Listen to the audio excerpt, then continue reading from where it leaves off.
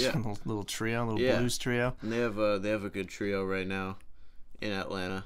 Shout out time. Called the Solar Bears. The Solar Bears. Yeah. That's a great name. So any high school jazz band, any kind of public education based music education? Not really, unfortunately. The jazz program or the music program in my school was kind of weird. There were like 8 students, and Nice. and we basically just didn't do anything. We would have all these independent projects, so the teacher would just basically give us class off to do whatever we wanted. So I mean that was good for me because I just ended up practicing bass Yeah, and that's awesome. piano. Yeah. So why New York City? What sets you that way? That was another pretty random decision. I don't even remember how I heard about the new school. By the time I was applying to schools, I was definitely set on just doing music school, and I just started thinking about different music schools. And I didn't have any classical training, so that's why I went to jazz school. To jazz school. Did you have experience like actually playing jazz before you got to jazz school? I mean, I had a little bit. Big difference between playing the blues and like playing a standard. Yeah. I only listened to jazz for like a year and a half before I came to school. And I had been listening to it for a couple years. And I've been studying the music with teachers, but I didn't really have anybody to play jazz with in Atlanta. Tried getting together like sessions with people who weren't jazz musicians a couple times. I've done that exact same thing. Yeah, and it was always frustrating, like trying to find any way to play any jazz music, and it didn't really end up happening until I came up here.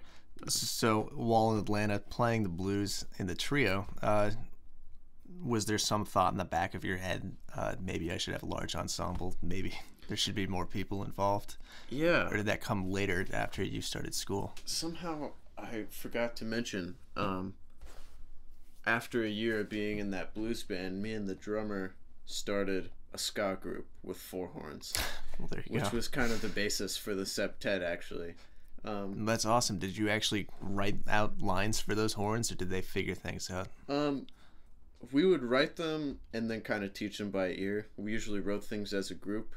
I was the only person who knew any music theory, so I had the privilege of writing a lot of the horn parts, and then a lot of them were just like riffs that we would come up together and then like try to figure out some harmonies, and that was a fun like experiment, and I got to write a couple pieces for that, and that was actually really helpful.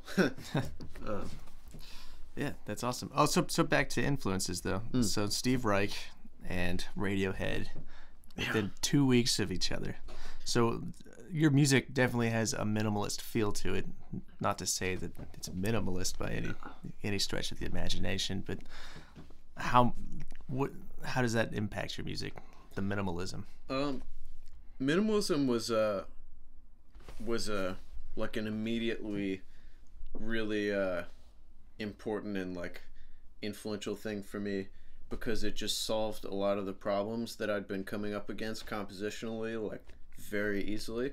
I think the main trouble that I'd been having with my compositions had been trying to consolidate the tonal language that I'd been experimenting with and rhythm, and it had become clear to me that I wasn't going to be writing swing for much longer, about a year before I found that kind of music. And I'd been experimenting with a lot of different ways of trying to fix the rhythmic language that I had, and then like the relationships between like that kind of music and rock music, and like how it could be incorporated into improvised music and stuff. It's like such an easy transition, and it just makes so much sense. Like it really works.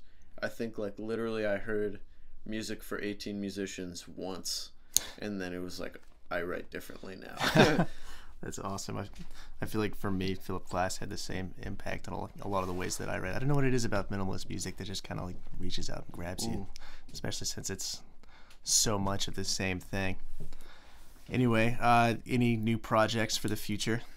A couple new groups right now. One called I Love Cars.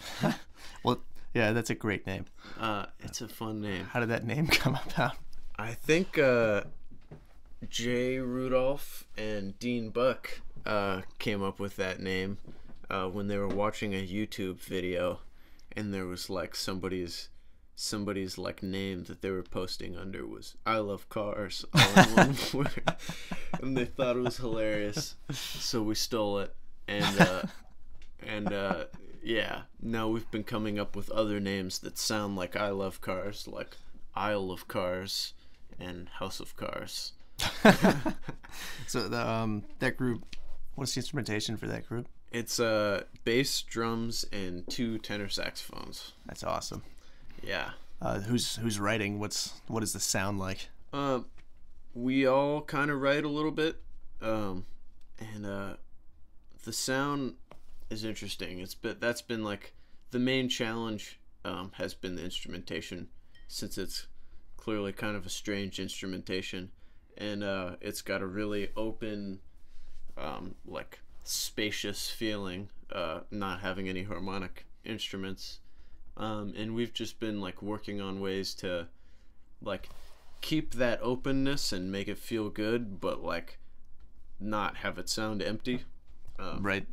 And actually tuning in fifths, I think, has Helps really that. helped solve that, because now I can play triads and stuff. Yeah. And Do you think you're gonna stick with fifths and just ignore the old tuning system?